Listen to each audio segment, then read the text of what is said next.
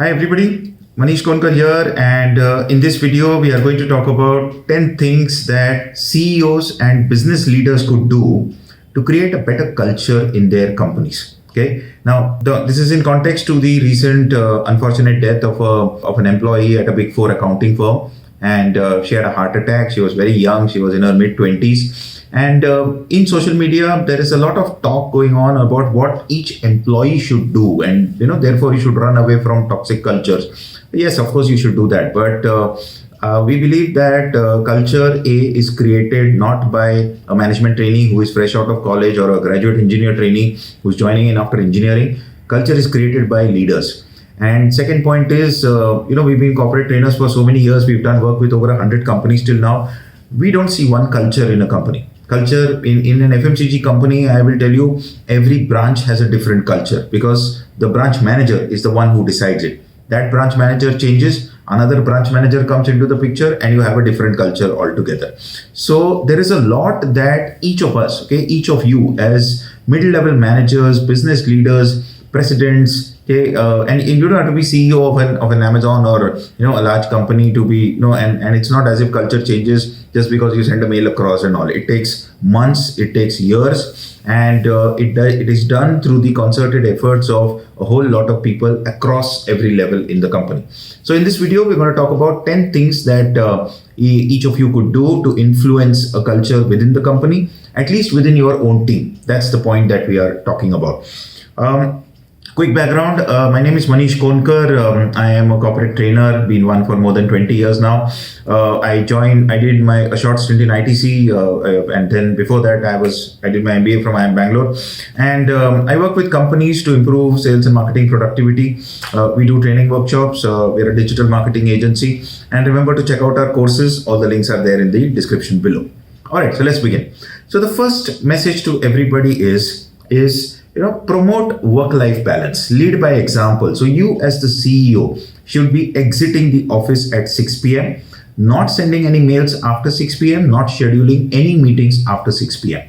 All right, leading by example. When you leave at 6 p.m., it sends a strong message across to everybody. But the point is that if you're leading at 5:45 and giving a whole lot of work to people, which you want them to do by next day morning, 9 o'clock, and you're saying, I will review this work at 9 o'clock next day morning, then it's over. All right. So the first point is leading by example. Okay. The second point is you consciously create a culture within your company where overwork is looked down upon. Okay. Chances are you already know which are the people who are scheduling meetings beyond 6 p.m. Which are those crazy managers who don't have a second life, who make their teams work till 9 o'clock, 10 o'clock, 11 o'clock in the night. Nobody works productively for more than 6 to 8 hours in a day. It's just not possible. We don't have that kind of energy. Even you don't work for that long. So the point is to consciously create a culture where overwork is not glorified but looked down upon. Right? How do you do that? Praise people who work normal work lines. There's the third point. Praise people who work between 9 o'clock to 6 o'clock. Right? That's the third thing that you can do. The fourth thing we're talking about is study the employee engagement data very closely. Your organization must be doing the Gallup survey. It must be doing some form of health or engagement survey. HR must be facilitating that. If you're not doing it, ask HR to do it. There are plenty of good tools available in the market. And study the manager-wise data carefully. Look at the attrition numbers. These are your managers who are destroying the culture in the company, right? So study the employment engagement data. Point number 4, look at those managers who have high attrition. Look at those managers who have a lot of complaints against them, and that's the point. That's the point that you want to focus on. All right. The fifth point is personally conduct at least 5 exit interviews with people. Now, I'm sure people must be conducting exit interviews. The problem is that most of these exit interviews happen before the full and final settlement is made. So the employee doesn't badmouth you, doesn't want to say this because he knows that, he's supposed to get, thousands of rupees, lakhs of rupees in pending settlement. And if I say something about some senior leader in the company, my own, full and final settlement may not happen. So release the full and final settlement. Then ask the HR team to reach out to people and say, look, why don't you come down? Okay, so and so wanted to meet you. It's no obligation, nothing at all. We have already disbursed all the reimbursements to you. We just like to hear what you have to say. All right. So do the exit interview after the full and final settlement. Believe me, you will be shocked at the responses that you get from some of these guys. Okay. All right. Next point. Offer flexible work hours to people. Okay, this is point number 6. What happens is you don't have to insist that everybody come into the office at 9:30, because if you insist on 9:30, then you better leave them at 6 o'clock also. Now, if they were in the office till 9 o'clock the previous day, now you're again asking them to come in at 9:30. They're not. They're going to come in at 10. They're going to come in at 11. So let's say between 11 to 3, everybody should be in the office, but people can come from 11 to 9, or people can come from 7 to 3. That's also possible. Okay. Some of us are early risers. I, for example, wake up at 6:30. I know colleagues of mine who wake up at 5 o'clock in the morning. Some people are late risers. Right? So what? Maybe they've got some duties. Maybe they have to drop off their children in school. An organization should be flexible. We as people need to be flexible, about all of these things. So the 6th point is be flexible about your timings. Be extremely firm about deadlines. Be extremely firm about business performance. All right. See, all these things are not about slackening off on business performance. All right. All those things have to be there. What we're talking about is a nice kind of a pressure on people which inspires, not a faltu kind of a pressure which just demotivates. I'll give you an example about it. We're working with a company where the CEO schedules a meeting 7 days down the line. Now, because the CEO is doing a review next Saturday, on Friday, the head of sales and marketing schedules a review. Because the head of sales has scheduled a review on Friday, on Thursday, the zonal manager schedules a review, the regional manager schedules it on Tuesday, the area manager schedules it on Monday. Now look at the number of reviews that are taking place. And in every review, guess what is the question that is being asked to the salesperson? Why is your sales so low? Okay, why is sales performance not happening as per the expectation? You know what the sales guy is actually thinking to himself, sir? I mean, if you let me do my job in the marketplace rather than, spending useless time meeting all of you and explaining something in the same story getting repeated every now and then, we will have a much better productive organization, and it actually allow people to do their job. Okay, our belief on this is that no one joins an organization to deliberately do a bad job.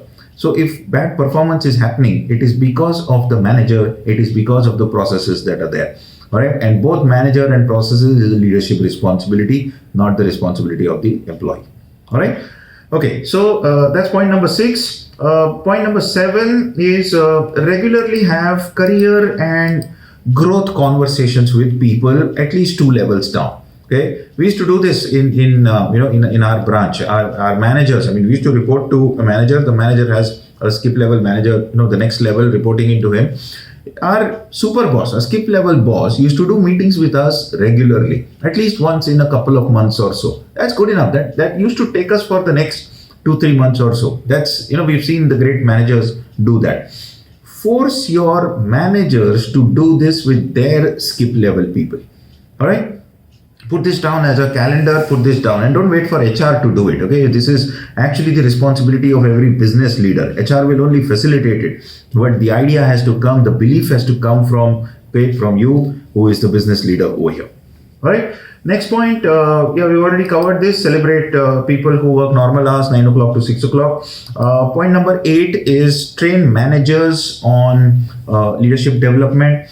I am not saying this because we are trainers. Of course, we'd love it if you do that far more frequently. But most of us look at training as one big bang event that has to happen once in 6 months, and it has to happen in a 4-star or a 5-star hotel or an offsite. And there'll be cocktails in the evening, and most people just completely forget this whole thing. 15 days, 3 weeks down into the future, right? So that's not what we are recommending at all. We're talking about it being a part of the culture. We're talking about activities that you do at least once in 10-15 days. Okay, over and above driving business performance, taking care of people is what we are actually recommending. All right. So encourage managers to be flexible and caring. That's point number 8.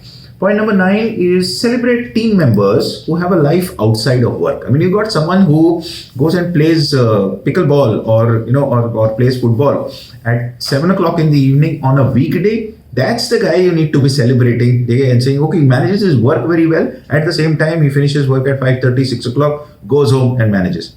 Most of you had very, very strong sports careers. You loved playing football, you loved playing cricket. How many of you have continued doing it after you joined work? It's only in India that we don't do this. And that's why, and then we comment on, hey, why we don't get too much work in the set in the Olympics, or medals in the Olympics. It's just a complete waste. All right. So encourage people who have a life outside of work, hold them up as examples, and also focus on business leadership. All right. And last point is point number 10 is you of course have an HR single point of contact allocated to every employee. Encourage regular meetings between the HR SPOC and the employee, and keep talking to the HR SPOC on a regular basis to get a pulse of the organization, right? If you have to read about the stress levels in your organization in the media, it is already too late. You've lost the opportunity altogether. All right. So these are the 10 points that we wanted to share with everybody. We believe that culture is created by each of us. There's a big responsibility on the senior leadership. So if you're a branch manager, if you're a regional manager, an area sales manager, you are the one who's creating the culture in your division. That's the idea, right? I'm Maneesh Konkar. If you reached till here, thanks a lot for watching. On this channel, we got a lot of insightful tips on success, sales, marketing. Those are our subject matter areas. We create a lot of content regularly. So have a look at the long form videos, have a look at the shorts also. And I will see you in the next video. And remember to check out our courses. We've got free courses on FMCG sales, B2B sales, negotiation skills. We've got a career interviewing course. Remember to sign up for all of those. You know what to do. Thanks a lot. I will see you in the next video.